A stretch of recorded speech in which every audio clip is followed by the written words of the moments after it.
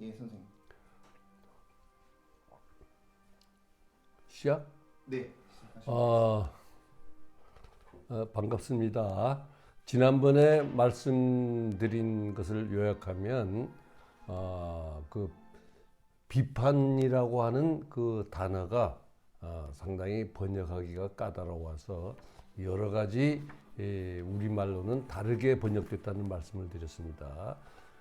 그래서 표준 번역에는 그 바울이 형제를 비판하지 말라고 하는 할 때의 그 비판이란 말을 형제하고 논쟁을 하지 말아라. 그래서 우리 표준 번역에는 시비거리를 삼지 말아라. 나하고 다른 견해를 가진 사람의 그 견해를 시비거리로 삼지 말아라. 이렇게 번역을 했고, 마태복음 7장에 그 똑같은 단어인데 거기는 정죄하지 말라, 심판하지 말라. 표준 번역에는 심판하지 말라고 번역을 했습니다. 그래서 이 그 성서가 말하고 있는 형제를 그 비판하지 말라고 하는 것에 대해서 한 번 더 말씀을 드리겠습니다. 바울 사도는 굉장히 날카로운 분이었습니다. 저는 늘 생각할 때 원경선 그 이사장님과 전정창 교장선생님 두 분에게서 제가 신앙과 성경을 배웠는데, 원경선 이사장님은 바울과 같은 분이고 우리 그 전정창 교장선생님은 베드로와 같은 분이라고 생각을 했습니다. 근데 하여튼 바울은 굉장히 날카로운 분이었습니다. 그래서 바울이 처음에 이제 예수님을 메시아 구주로 받아들이고 그 이제 전도 여행을 시작했을 때 누가와 바나바와 마가 이런 분들과 같이 다녔던 것 같아요. 근데 그때 마가는 아주 어린 그 소년을 갓 벗어난 사람이거나 아직은 우리가 소년이라고 불러야 될 정도의 나이의 젊은이였습니다. 그 마가복음에 보면은 예수님이 잡히실 때에 후다닥 놀라가지고 그 빨가벗고 도망갔다고 하는 청년이 하나 있었다 그랬는데 그게 신학자들은 마가일 거라고 생각을 합니다.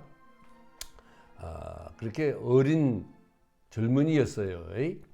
근데 마가가 같은 바울과 바나바라고 하는 분과 같이 그 선교 여행을 다니다가 너무 힘드니까 그만 돌아가 버렸어요. 마가는 이런저런 성경에 나오는 것들을 비추어 볼 때 좀 비교적 예루살렘의 부유한 가정에 살았던 것 같아요. 그래서 예수님이 제자들하고 마지막 만찬을 할 때 그 마가의 집에서 했다고들 그렇게 성서학자들은 생각을 합니다. 여하튼 마가는 바나바와 바울과 그때 누가도 있었던 것 같아요. 하여튼 이렇게 선교 여행을 다니다가 너무 힘드니까 그만 돌아가 버렸어요. 그런데 그 다음에 이제 세월이 흘러서 한 10여 년 세월이 흘러서 바나바와 바울이 선교 여행을 이제 다시 새로 이제 구상한 그 로마 쪽으로 가도록 구상을 하는데 바나바는 그 마가를 데리고 가자 그러고 그다음에 바울은 안 된다. 한번 우리를 뭐 배신이라고까지는 아니지만은 그 떠나간 그놈 데려갈 수 없다. 그래가지고 둘이 심하게 언쟁을 해서 바나바와 바울이 갈라집니다. 바나바는 원래 바울이 다메섹으로 가는 길에서 예수님을 만나서 이제 우리말로 하면 크리스찬이 된 그 바울을 베드로, 다시 말하면 예루살렘에 있는 교회에 소개한 사람입니다. 그렇게 가까운 사람이 둘이 마가를 우리 새로 시작하는 전도 여행에 데리고 가자. 안 된다. 한번 떠난 놈은 안 된다. 이렇게 싸워가지고 갈라질 정도로. 그래서 바나바는 바나바대로 가고 바울은 바울대로 이제 선교 여행을 떠납니다. 그 두 사람을 갈라지게 만든 것이 이 마가란 사람입니다. 그런데 말년에 보면은 바울이 마가를 좀 보내달라고 그럽니다. 물론 사도행전에 그 이야기를 쓴 것은 어떻게 해서 바울이 그 아시아 지방에만 선교를 한 것이 아니라 로마를 향해서 갔는가, 그 다음에 마지막에 스페인을 목표로 하고 로마 쪽으로 선교 여행을 시작했는가 하는 이야기를 하는 거지만은 우리가 그 이면에 바울이 그 마가를 나한테 보내라. 내 마가를 데리고 가야 되겠다. 그렇게 했다 그래요. 근데 후에 성경은 그 이야기가 나오진 않지만은 마가는 아마 베드로 그리스도를 잘 해서 베드로를 따라다니면서 그 베드로는 그리스 말을 할지 모르니까 그 통역관 역할을 했다고 그렇게 전해집니다. 그러니까 바울이 한번 그 떠난 사람, 잘못한 사람 용서할 줄을 몰랐어요. 그렇다가 그 용서하고 마가가 너무 어려서 그랬구나. 근데 마가의 신앙을 알아보고 마가를 자기가 보고 싶다고 데려오라고 할 만큼 그렇게 변했습니다. 그리고 그 바울이 쓴 그 편지들을 보면 초기에 쓴 것이 제일 처음에 쓴 것이 갈라디아서 고린도 전서입니다. 독설가예요.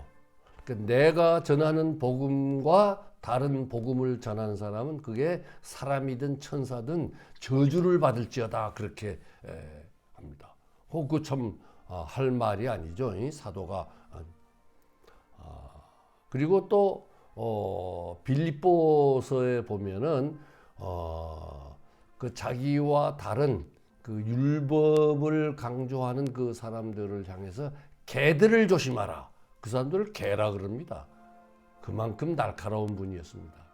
그런데 맨 마지막에 쓴 로마서를 보면은 똑같은 율법을 구약에 나오는 그 절기를 지키고 안식일을 지키고 그 다음에 무엇은 먹어도 되고 무엇은 안 먹어도 되고 이것을 꼭 지켜야 된다고 생각하던 그때 성경이 우리가 가진 신약이라고 하는 그 성경은 없을 때입니다.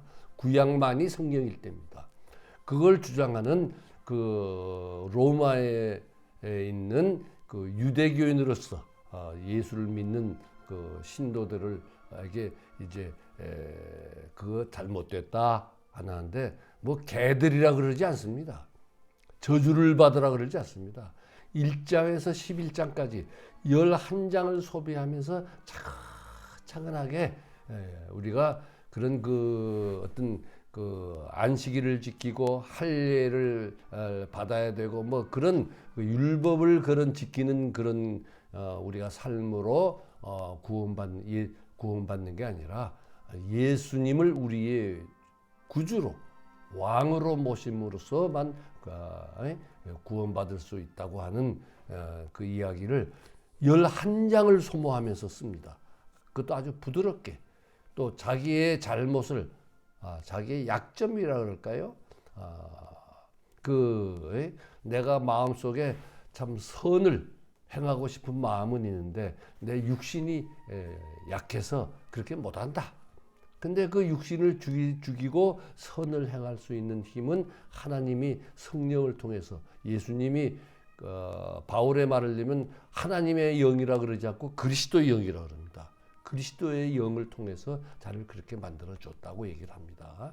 자기의 그 약점이라 그럴까요? 자기의 부족한 점을 예로 들면서까지 그 유대인 크리스찬들에게 그 종교적인 의식을 지키는 걸로 구원받는 것이 아니라 예수님처럼 예수님을 모델로 하고 예수님처럼 사는 그 믿음, 그 삶으로만 구원받을 수 있다고 그렇게 설명을 합니다.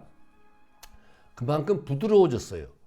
로마서에는 한마디도 뭐 개들이라 그러나 율법주의자들을 개들이라고 그러거나 저주를 받으라 그런 말 없습니다.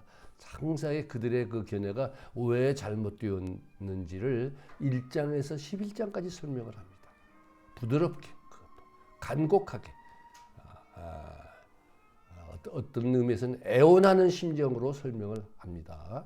그러니까 바울 같은 성인도, 바울은 딱 예수님을 구주로 받아들이자마자 자기는 살아도 주를 위해서 살고 죽어도 주님을 위해서 죽는다. 내 속에는 내가 사는 것이 아니라 그리스도가 살아있다고 그렇게 하는 신앙을 자기의 유일한 소원은 십자가에 달린 그 그리스도를 아는 것만이 자기가 그 그리스도를 보다 지금은 그런 대사도가 그렇게 얘기해요. 내가 지금 그리스도를 아는 것은 거울로 보는 것과 같다.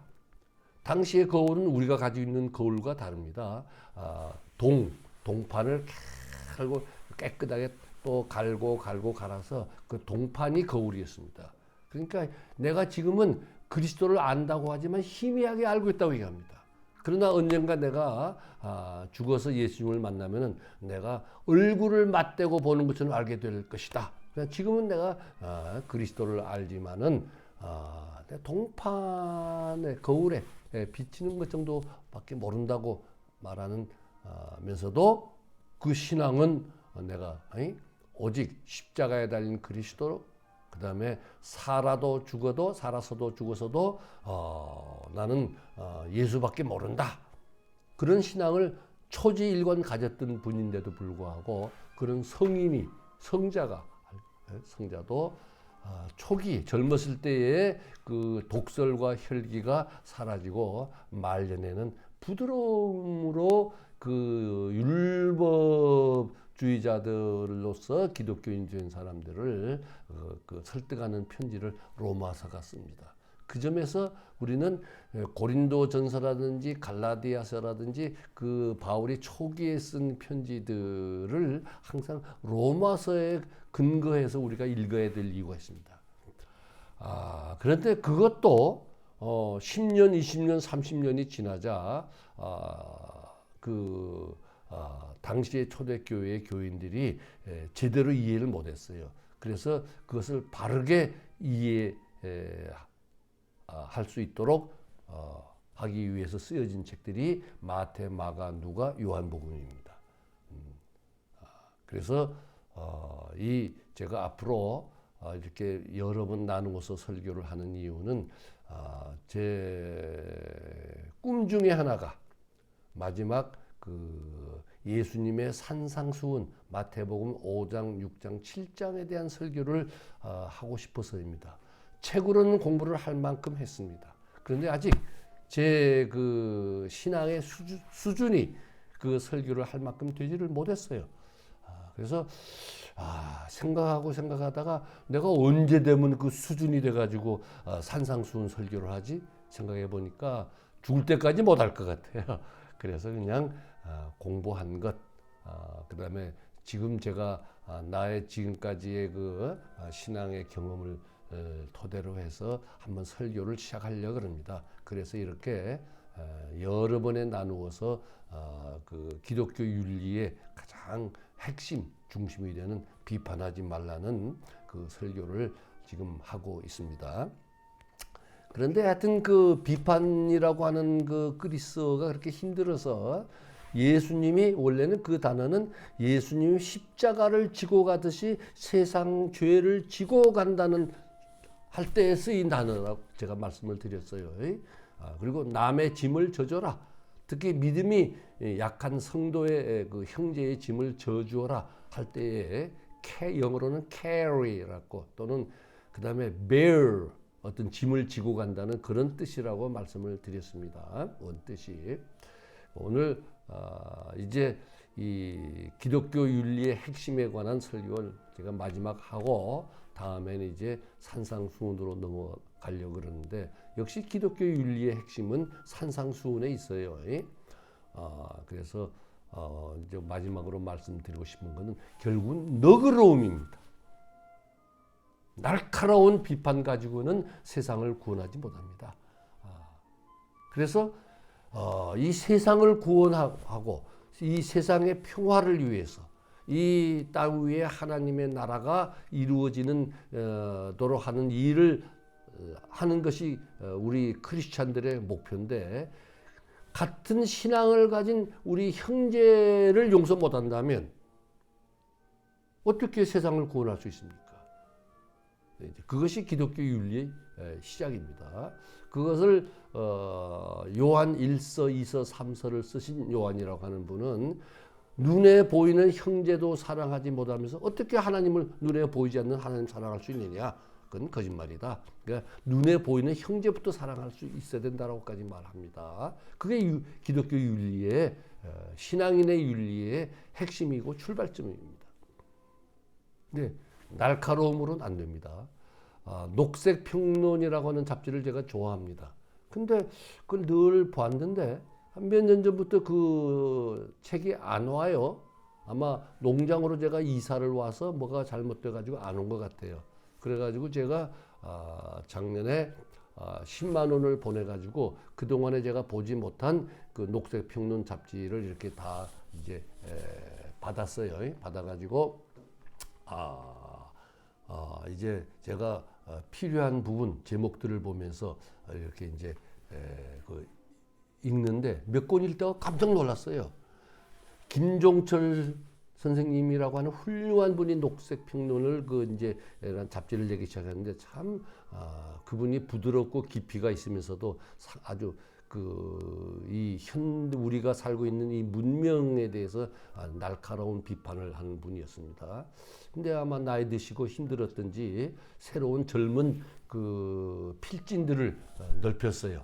그래서 여러 다른 사람들이 써요. 무슨 교수들도 있고 뭐. 그런데 제가 그분들이 쓴 글을 읽다가 깜짝 놀랐습니다.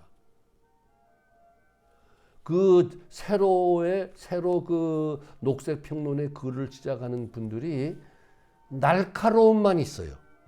김종철 선생님의 그 날카로움이 속이 부드러움 속에 그 스며들어 있는 그게 없어요.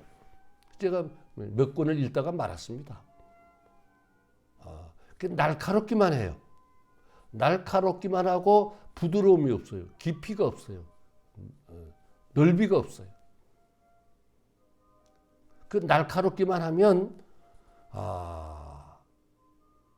옳고 그름을 정확하게 보는 눈이 약해집니다.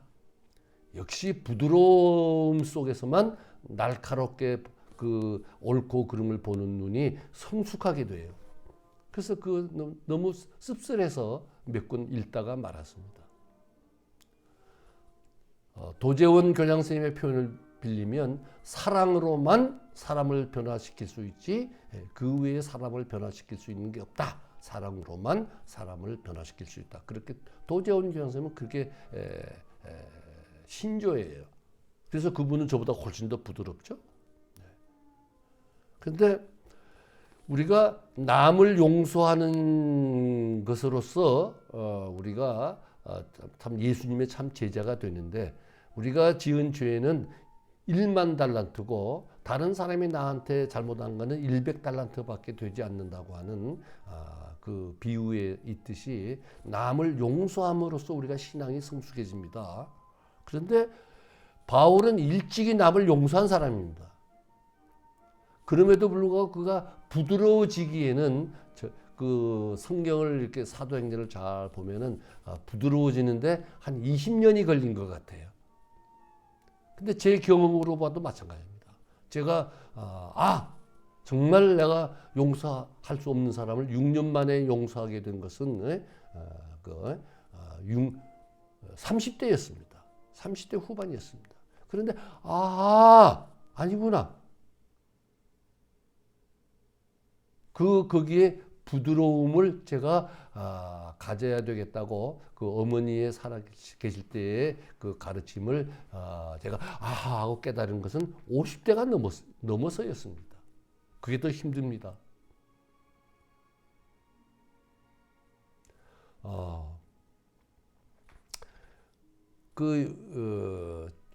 거창에 옛날에 50년대부터 제1상회라고 하는 거창에서 제일 큰 상점 두 개가 있었는데 그 중에 하나가 제1상회가 제일 하나 큰 상점 중에 하나였습니다.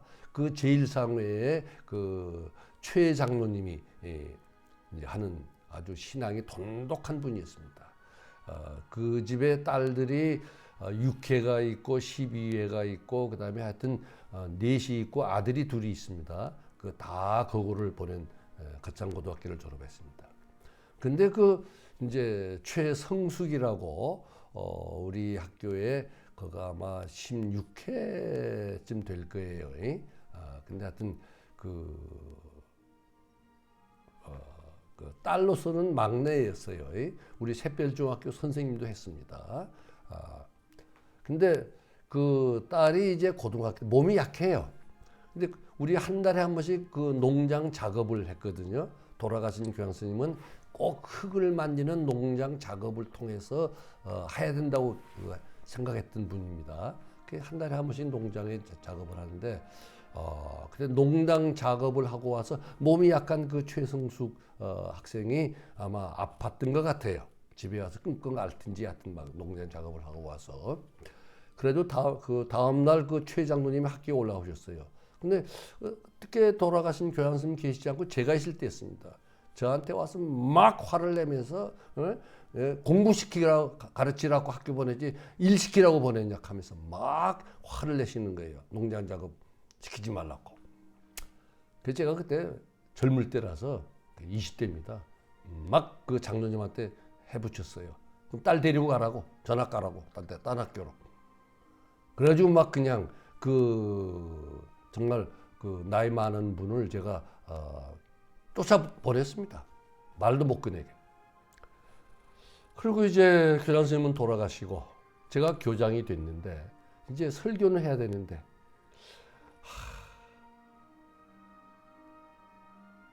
어느 날 도저히 내가 준비한 게 그 사랑과 용서에 관한 설교였는데 그 장로님을 생각하니까 내가 이 설교를 할 자격이 없어요. 그래서 그 설교하기 해야 될 날 새벽에 그 장로님을 찾아갔습니다. 제1상회를 찾아갔어요. 근데 그 사모님은 참 부드러운 분이었어요. 그 사모님 보고 장로님이 계십니까? 물으니까 새벽 기도 가셔가지고 아직 안 왔다는 거예요. 그 이제 기다리고 있다가 장로님이 오시길래 이제 장로님 인사를 했더니만 인사 안 받아요. 그분 성격이 또 불같은 분입니다. 사모님하고는 반대예요. 그냥 내가 붙들어도 막 저를 밀쳐내고 가라 그러면서 자기 방으로 들어가시는 거예요. 제가 그냥 따라 들어갔습니다. 따라 들어가서 무릎을 꿇고 장로님 제가 잘못했습니다. 오늘 제가 이런 설교를 채플 시간에 하려고 그러는데 장로님이 저를 용서해 주지 않으면 내가 이 설교를 할 수가 없습니다. 그리고 무릎을 꿇고 제가 울면서 빌었습니다. 그랬더니 그 장로님이 제 손을 잡고 용서해 주시면서 기도를 하고 그리고 이제 제가 나와서 그날 설교를 할 수가 있었습니다. 용서하는 것보다 용서를 비는 게 그렇게 더 힘들더라고요. 그 용서하는 것만이 너그러운 게 아닙니다. 잘못했으면 용서를 빌 줄도 알아야 됩니다. 그래야 그 다음에 그 너그러움이 올 수가 있습니다. 그래서 그 후에 제가 참 그 장로님의 사랑을 많이 받았습니다. 그리고 그 집에 아들이 둘이 있는데 둘이 하나는 17회입니다. 그 후에 이제 17회 그 아들이 큰 아들이 들어오고 지금 신학교 교수입니다. 아주 참 부드러움과 실력이 넘치는 그런 신학교 교수가 되어 있습니다. 그냥 막내 아들이 들어왔는데 막내 아들은 아마 25회라고 기억합니다. 그 25회 막내 아들은 그 의사가 돼가지고 아주 훌륭한 참 예수 크리스찬 그 의사의 모범이 돼가지고 있습니다. 이 세상은 날카로움으로 우리가 구원하는 게 아니라 부드러움으로 구원할 수 있습니다.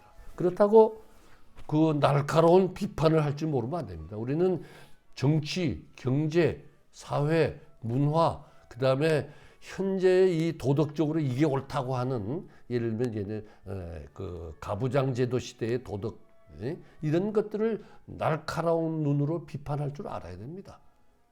근데 그 날카로운 눈으로 비판하지 못하면 무엇이 이 잘못된 건지 알지 못하면 어떻게 세상을 구원할 수 있겠습니까?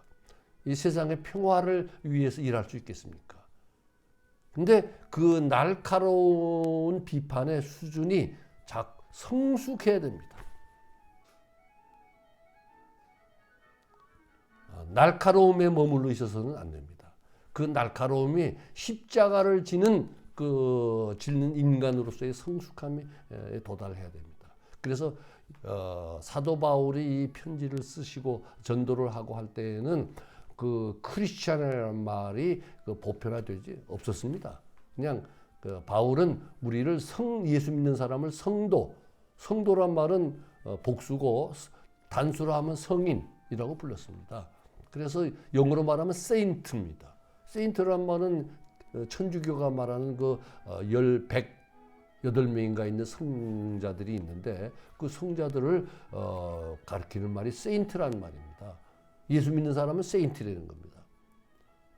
이미 성인이라는 거예요. 근데 우리는 그 정말로 거룩한 성인이 돼야 될 성인인 것이지 아직은 성인이 아닙니다.